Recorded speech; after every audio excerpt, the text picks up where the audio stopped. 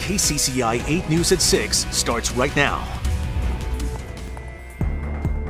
It's a funnel cloud, but it's sort of hard to see over the corn, but we do believe this briefly touched down. Here's the big one out of Bondurant, and you can see it hitting that neighborhood. Watch it hit a couple of houses. Take a look at this house here that is on the corner of Mallard Point and 2nd Avenue. This was a two-story house. It is no longer. This storm is just north of Pella right now, the most dangerous part of the storm. They had a bit of a warning. The tornado hit plant number 7. We've heard from one witness that a wall may have collapsed. In the middle there, that is where you have the tornado. Oh, this is not good. We can see, I think you can get a better idea. There is a red car underneath this. Let's hope for the best. Good evening and welcome to a very special KCCI 8 News at 6. Steve Carlin, Stacy Horst in Marshalltown, live outside the Marshall County Courthouse. And you can see the courthouse behind us. The repairs are still underway on this 133-year-old building. Repairs also underway on a number of other buildings here in downtown Marshalltown. And that's just one of the hundreds of buildings who were damaged or destroyed in Bondurant, east of Pella and Marshalltown by a string of tornadoes that touched down a year ago today. And tonight our crews are back in all 3 of those cities, and what we're doing, we're looking what happened 1 year ago, July 19th, but also we're highlighting the progress that's been made in each city. Bondurant, Pella, Marshalltown, they've done a lot of work on their recovery, and we're looking ahead to what still needs to be done. That's right. But first, we want to check in with KCCI's Max Dieknight. We have late-breaking news surrounding the firing of former Department of Human Services Director Jerry Foxhoven. KCCI's Max Dieknight is back in Des Moines in the studio. Max. Yeah, hey, Steve and Stacy. Iowa Public Radio is reporting tonight that Foxhoven told online music website Pitchfork that Governor Kim Reynolds, quote, asked me to do something that I thought was illegal, so I wouldn't do it. Foxhoven says that's when Governor Reynolds asked for his resignation. The governor's office said she would not go on camera to talk about the allegation, but they did release a statement tonight. It reads, quote, we have no idea what former Director Foxhoven is referring to. He never raised a concern like that to us. Now, Foxhoven resigned June 17th. Steve and Stacy, back to you in Marshalltown. All right, Max, thank you very much. We have, if you've stepped outside, you know about it, a very serious weather situation here in central Iowa. The temperature's dangerously high. That's right. Chief Meteorologist Curtis Gertz is live in downtown Marshalltown with us tonight. Curtis has the latest on the forecast. Yeah, it is probably the most humid day of the year. It may be the most humid day the rest of the year. I mean, the dew points are outrageous. It's very hot. Please take it easy if you're out. Just move slow. One thing we did here in Marshalltown, we saw the damage and we installed a live webcam to give you a vantage point here in Marshalltown. 92 degrees, feels like temperature 110. The south wind, it's not helping at all. It's just pushing the moisture into the state. Now, if you're headed out this evening after sunset, it is slow to cool. Feels like temperatures in the 90s at 11 p.m. There's relief in store for the weekend. It will not arrive on Saturday. Saturday in the 90s and an excessive heat warning across the state. But a cold front moves on through. And along that front, a very good chance of showers and thunderstorms late Saturday into Sunday morning. Look at the dramatic change. We go from the 90s into the 70s. It's going to feel downright cold to finish your weekend. 8-day forecast. We'll see how long the beautiful weather lasts with those details coming up live from Marshalltown. Thank you, Curtis. You know, at this time last year, the people here in Marshalltown were just starting to survey the damage from an EF3 tornado that basically tore right through here. That's right. KCCI's Lauren Donovan was here as well. She was bringing us some of the first pictures of the damage that tornado caused in just a matter of minutes. And tonight she shows us how contractors and property owners have been working nonstop since last July, trying to get these devastated neighborhoods rebuilt. You come down here in the neighborhood and you see 90% of the houses being done. That's pretty good for as much devastation as there was. Destruction that's been keeping Bobby Abrams busy since last July. He says the progress he sees in these neighborhoods has been promising, but he admits he's sick of siding. We have literally been siding all year.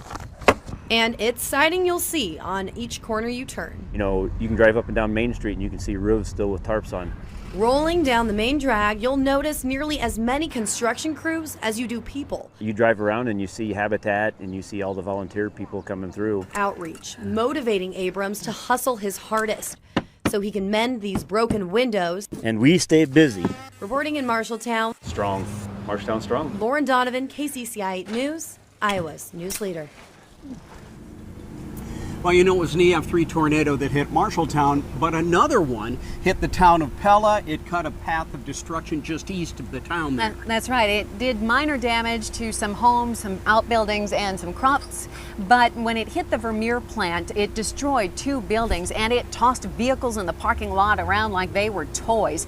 KCCI senior reporter Todd Magel was one of the first reporters on scene. Yes, Todd joins us now live from outside Vermeer Manufacturing tonight. And Todd, Vermeer almost looks transformed from what it was a year ago. Steve and Stacy, what a difference a year makes. We were here 1 year ago. It was a very scary night. The buildings behind me were the ones that were damaged here in what they call the Vermeer Mile. We actually set up live a year ago just outside what they call the Global Pavilion, and we were here all night long taking a look at the damage. The tornado touched down just to the west of where we are now. On the other end of this corporate campus, it tore through several manufacturing buildings. It pulled up and piled up employee cars and trucks here all along this parking lot. That was one of the most amazing things we saw. But another amazing thing, nobody was badly injured because Vermeer practices what they call routine tornado warning drills. In each of these buildings, there is a tornado shelter, and that's where everybody went during this tornado last year. Coming up later, we'll show you how the company has recovered in this past year and how they're actually calling this tornado an opportunity. The company is growing bigger and better than ever. More sales. They're building new buildings now. We'll show you all that coming up a little bit later in this newscast. Steve and Stacy. All right, thank you, Todd. Well, the first Iowa community to be hit by a tornado was Bondurant. There was a string of 19 tornadoes that night, and Bondurant got it first. That's right. We have some Iowa Department of Transportation video from the Interstate 80 overpass at First Avenue. It shows not one but 2 funnel clouds taken. They were headed east. Shortly after the video was taken, one of the 2 funnel clouds cut through a Bondurant neighborhood, damaging several homes, even causing a gas leak. Well, KCCI's Tommy Clark was out covering the tornadoes as they moved through central Iowa. She joins us now live from Bondurant with a look at the neighborhood that the tornado hit 1 year later. Steve and Stacy, as you look around this neighborhood, you would never know that this is where a tornado came down, crossing this street and then striking this row of homes. This is what it looked like 1 year ago, but today homes are rebuilt, including the home that had an entire story ripped off of it. We spoke with a family that had that gas leak, and they're one of a few homes that are still rebuilding. That's because they've faced problems with contractors and insurance companies. We're going to have more and elaborate on the problems that they're facing 1 year after that tornado touchdown a little bit later in our special. For now, live in Bondurant, I'm Tommy Clark, KCCI News, Iowa's news leader. All right, thank you, Tommy. That's not all in Bondurant. Stepping up. That's what you can say about the Bondurant Farrar High School football team. They went into action to help their fellow tornado survivors 1 year ago. That's right. A lot of tornado survivors are still struggling with what happened a year ago today, especially in Marshalltown. That's why it's so hard for many residents there to rebuild.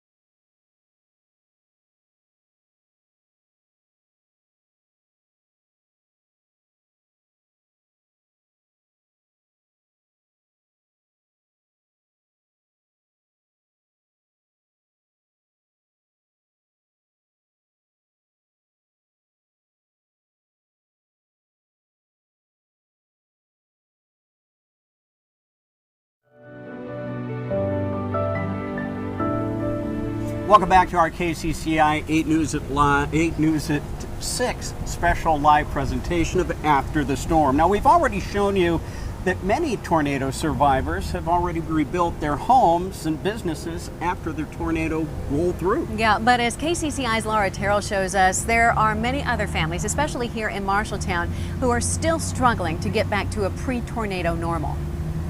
Bromley Street was one of the hardest hit areas in Marshalltown. We've been back a few times over the past year, but even a year later, it's incredible to still see this damage, like this massive uprooted tree. It just feels like a war zone still down there. Uprooted trees and tarps still on homes 1 year later make it hard to forget. It doesn't feel like it's been a year. Lacey Smith and her family lost everything 1 year ago. This slab of concrete is was our driveway. In April, she took us to the piece of land where their home once sat. Years of memories reduced to rubble. This is something you can't get back. But small glimpses of hope return, like this tattered page of her son's baby book found a mile away. Our Sky 8 gives a bird's eye view of Bromley Street today. There is progress, but still a lot of work to be done. Smith's family is working on recovering with a new dog.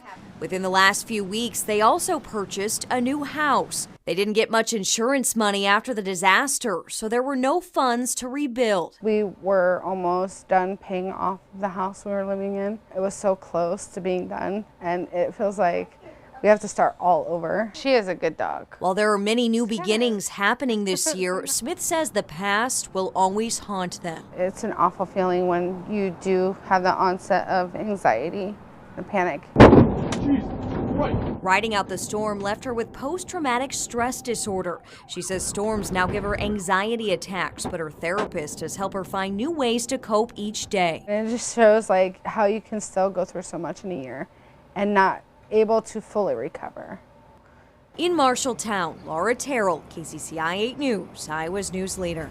July 19th, 2018, it was tornadoes all over central Iowa. July 19th, 2019, it's extreme heat. That's right. We want to check in with Chief Meteorologist Curtis Gertz live in downtown Marshalltown tonight for the latest on this forecast. Yeah, I'm going to the Marshalltown pool. I mentioned that at 5. That's my destination after there. I saw everybody having fun on such a hot day. It doesn't matter where you live in the state. It is blistering out there. Current reading 95 degrees in Des Moines. The dew point 75. We're just a smidge cooler here in Marshalltown. Our feels like temperature in Des Moines 107, but the moisture is higher in Marshalltown, so their feels like temperature where we are right now 110, feels like 111 in Atlantic. I mean, it's after sundown, it's not going to cool down that quickly, folks. I cannot point out anymore that how humid it is. It's so humid. There's dew points in the 80s. That's outrageous. That's more moist than the Amazon rainforest. So keep that in mind. Storms to the north tonight up in Minnesota and Wisconsin.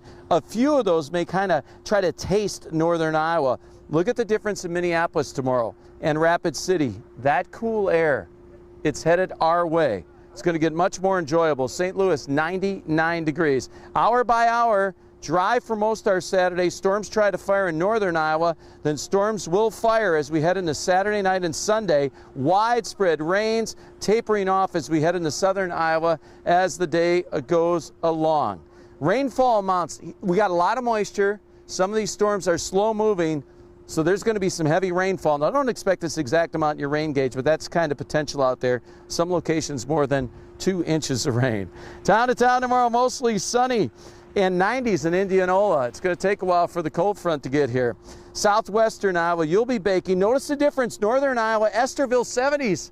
Northern Iowa is the place to be, except for the storms tomorrow, late afternoon. Same in Clarion, cooling down. Southeastern Iowa, it's not arriving, the cool air, until Saturday night. If you're headed to Lake Rathbun, just sit on a floaty all day. That's the thing to do. 80 degrees tomorrow, clear skies. Tomorrow, the high, that's tonight. Tomorrow, the 93 for a high. Excessive heat warning until 7 p.m. Look at the heat indices. Watch what happens. Now, watch this graphic. You can see the cool air just shooting in right there.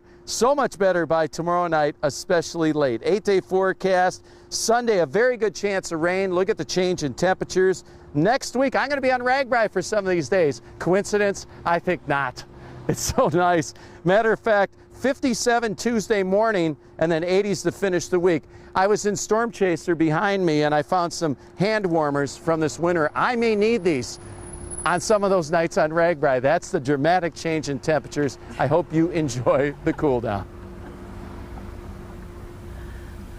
We can't wait. Curtis, thank you very much. Well, 1 year after the tornado, they are still working on the heavily damaged Marshall County Courthouse that you can see behind us. That's right. Coming up, we will take you inside this rebuild to see why this reconstruction is no easy process.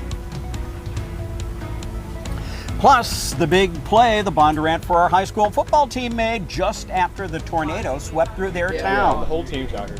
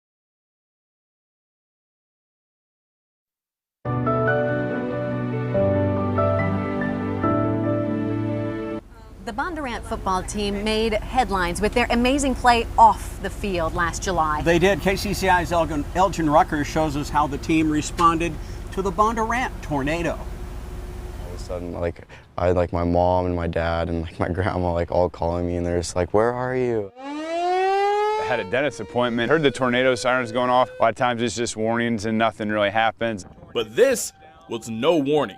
Oh my God. A tornado outbreak had just touched down in Bondurant. Honey, get inside. Yeah, it was, the tornadoes are they're really powerful. It was everything was gone in a couple minutes, their entire lives. When the chaos settled, cancel our camp, we canceled the workouts the next day, and I just sent a message. He texted us and asked us if we'd be willing to do this. And so instead of lifting that morning like we normally do, we went out and got gloves and helped clean up. This is practice? Yep. I wasn't surprised when, the majority of our team showed up and not only showed up, but eager to work, eager to help. The team spent about 4 hours that next morning picking up debris and consoling their neighbors, thankful that it was over. Thank you so much. Just seeing like huge like pieces of wood and stuff like that, and just thinking how like if that was someone, like they would have been long gone. Now, during that cleanup effort, the team was met by Governor Kim Reynolds thanking them for their help. But for these guys, it wasn't about the recognition. And they were doing it with all pure intentions, you know, and that's a testament to the type of kids we have. Now, a year later, that moment they shared is still in their hearts. That day just like showed how good it was to be a part of something like that. Elgin Rucker, KCCI, Iowa's news leader.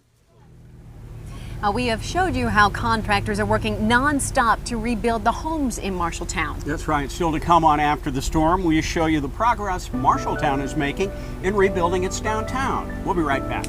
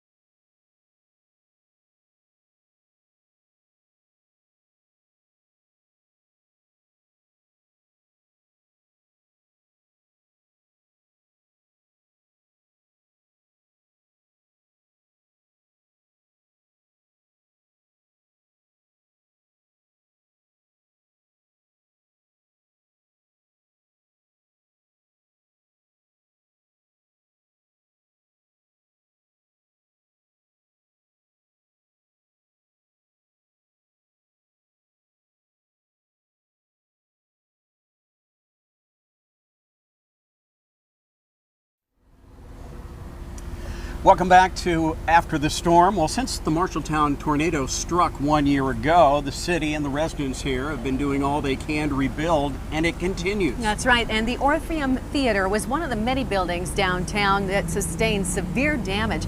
But a group of volunteers and nonprofits got together and got to work on a $1 million restoration, and it opened last month. Even today, work is ongoing. Woodbury Elementary School is in the neighborhood that was very heavily damaged by the tornado. The morning volunteers pitched in to build a new $50,000 playground at that school. And coming up in our second half hour of After the Storm, a look inside the work to rebuild the iconic Marshall County Courthouse. Yeah, it's beautiful. 133 years old. They got a lot of work to do. And we talk with the Marshalltown Broadcaster of the Year. He's the Iowa Broadcaster of the Year, and you will hear how he kept his station on the air as the tornado went over his station right over the top and after. We'll be right back.